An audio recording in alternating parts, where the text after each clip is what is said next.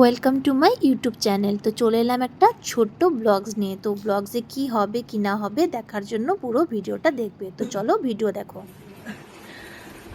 Hello বন্ধুরা, আমাদের মোড়ে বারের পুজো হচ্ছে, তো সেখানেই আমি আর আমার মা যাচ্ছি। মোড়ে প্রতি বছরই হয়, তো এবারও হচ্ছে, তো যাই, খিচুড়ি খেতে যাচ্ছি। তো চলো পুজো দেখাবো, আর কতটা ভিড় হয় তোমাদের সঙ্গে সেটাও শেয়ার করবো। চলো আমি আর আমার ছেলের ভূত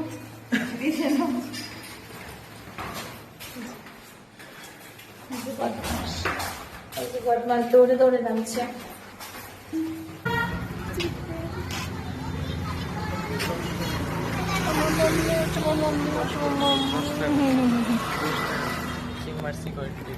এই যে সঙ্গে সৃষ্টিও যাচ্ছে।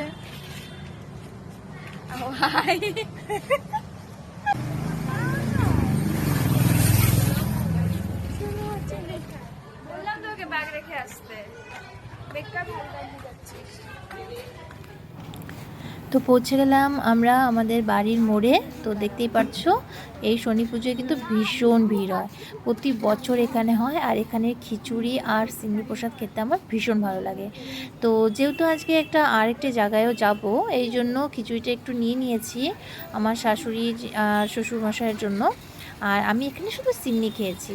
তো দেখতেই পাচ্ছ কত বড় লাইন, প্রচণ্ড ভিড়। ধীরে ধীরে কিন্তু এই লাইনটা অনেকটাই বড় হবে। দেখো ঠাকুরের ওদিকটা গেলাম না।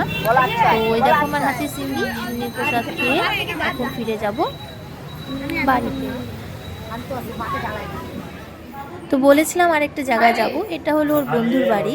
তো দেখো কি সুন্দর করে সাজিয়েছে, আসলে ওরা করে গণেশ পুজো। তো দেখো চলো তোমাদের আগে দেখিয়ে দিই, ঠাকুরের দর্শন করিয়ে দিই, তারপরে বাকিটা বলছি। তো দেখো গণেশ ঠাকুরটা কিন্তু ভীষণ সুন্দরভাবে সাজিয়েছে, আমার ভীষণ ভালো লেগেছে। আর চলে এলাম এবার খাওয়ার পর্বতে। তো এখানে বেশ সুন্দর করে টেবিল চেয়ার সাজিয়ে ওরা বেশ আয়োজনটা ভালোই করেছে। তো বসে পড়লাম খেতে। তো এখন কী কী খাবার দিয়েছে, পোলাও ছিল, পনির ছিল, চানার ডাল, আলুর তরকারি, ভাজা আর পায়েস ছিল। তো এখন আমরা ফটাফট করে খেয়ে নেবো, কারণ বাড়ি ফিরতে হবে। তো বাইরে বেরিয়ে দেখলাম ছাদ থেকে ভীষণ সুন্দর লাগছে বাইরের দৃশ্যটা দেখতে। তো ভাবলাম তোমাদের সঙ্গে একটু শেয়ার করা যাক।